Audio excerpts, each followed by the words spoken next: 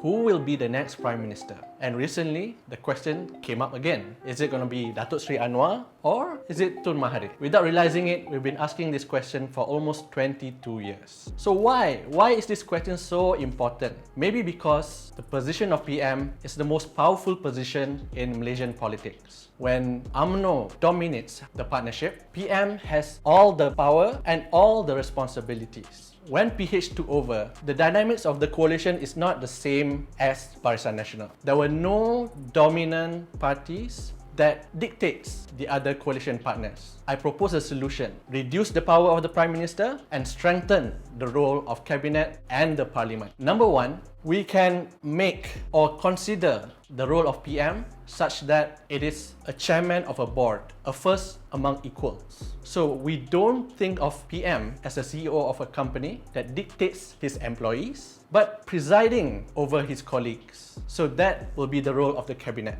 And secondly, for the Prime Minister's department, there is a unit inside called Economic Planning Unit. To divest the power of the Prime Minister, we need to take this out from that office and create another ministry that is specifically dealing with economic affairs. Similarly, the Prime Minister's department need not overlap in their roles with other ministries. It is important that the Prime Minister's department serve as a function of coordinator to ensure that the whole government works in sync. So this will prevent any instances of ministries working in silos. As an example, if we talk about the areas of security, we can have joint committees and other ministries that have a stake in the national security work together to achieve a goal. Lately, there's been much talk about in media and social media about appointment of GLCs and JLICs personnel.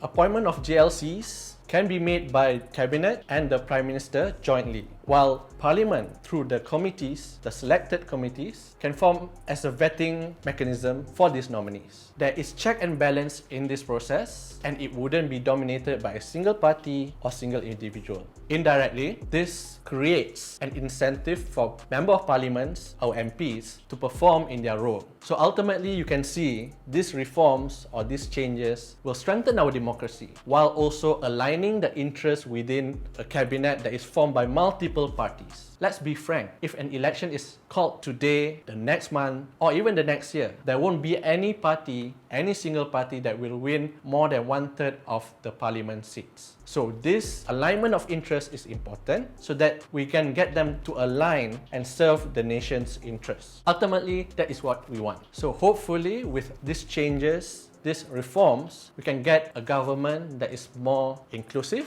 and participative.